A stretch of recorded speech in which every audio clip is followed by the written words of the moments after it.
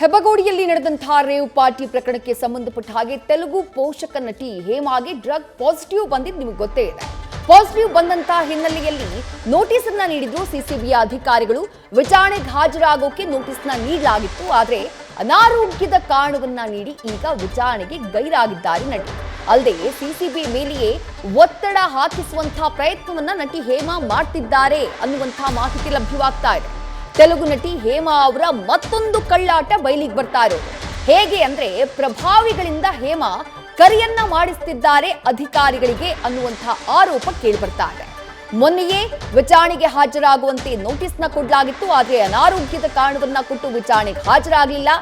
ಮತ್ತೆ ಬೇರೆ ದಿನ ಬರ್ತೀನಿ ಅಂತ ಹೇಳಿದ್ರು. ಆದ್ರೆ ಈಗ ಪ್ರಭಾವಿಗಳಿಂದ ಕರಿಯನ್ನ ಮಾಡಿಸ್ತಿದ್ದಾರೆ ಅನ್ನುವಂಥ ಆರೋಪ ಕೇಳಿಬರ್ತಾ ಇದೆ. ಹಾಗಾದ್ರೆ ಹೇಮಾ ಅವರ ವಿರುದ್ಧ ಕೇಳಿಬರ್ತಾ ಇರುವಂತಹ ಆರೋಪ ಏನು? ಸಿಸಿಬಿ ಮೇಲೆಯೇ ಒತ್ತಡ ಹಾಕಿಸೋಕೆ ಯತ್ನವನ್ನ ಮಾಡಿಸುತ್ತಿದ್ದಾರಂತೆ ನಟಿ ಹೇಮಾ ಅವರು. ಯಾವ ರೀತಿ ಅಂದ್ರೆ ಪ್ರಭಾವಿಗಳ ಮೂಲಕ ಆಂಧ್ರದ ಪ್ರಭಾವಿ ರಾಜಕಾರಣಿಗಳಿಂದ ಕರಿಯನ್ನ ಮಾಡಿಸ್ತಾ ಇದ್ದಾರೆ ಅನ್ನುವಂಥ ಮಾಹಿತಿ. ಬೆಂಗಳೂರು ಸಿಸಿಬಿ ಮೇಲೆ ಆಂಧ್ರದ ಪ್ರಭಾವಿಗಳು ಕರಿಯನ್ನ ಮಾಡಿ ಒತ್ತಡವನ್ನ ಹಾಕ್ತಿದ್ದಾರಂತೆ ನಟಿ ಹೇಮಾ ಅವರ ಪರವಾಗಿ.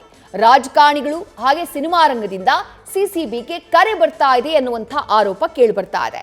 ಅರೆಸ್ಟ್ ಆದಂತಹ ಸಂದರ್ಭದಲ್ಲಿ ಅಥವಾ ರೇಡ್ ನಡೆದಂತಹ ಸಂದರ್ಭದಲ್ಲಿ ಒಂದು ರೀತಿಯ ಡ್ರಾಮವನ್ನ ಮಾಡಿದ್ರು ನಟಿ ಹೇಮಾ ಅವರು. ನಾನು ಹೈದರಾಬಾದ್ನಲ್ಲೇ ಇದ್ದೀನಿ ಅಂತ ಹೇಳಿ ಸುಳ್ಳು ಹೇಳಿದ್ರು. ಅದಾದ ನಂತರ ಅವರ ಸುಳ್ಳು ಬಯಲಾಗ್ಬಿಟ್ಟಿತ್ತು. ಅವರ ಫೋಟೋ ರಿಲೀಸ್ ಮಾಡಿತ್ತು ಸಿಸಿಬಿ.